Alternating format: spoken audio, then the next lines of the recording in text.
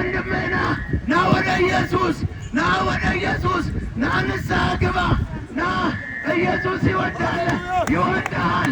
ኢየሱስ ሞቶልሃል።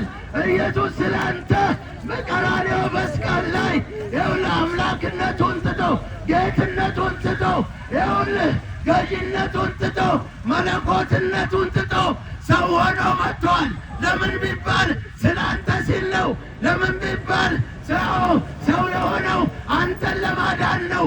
አንተ ከተቀበርክበት፣ አንተ ከተፈረደብበት ነፃ ሊያወጣ ነው።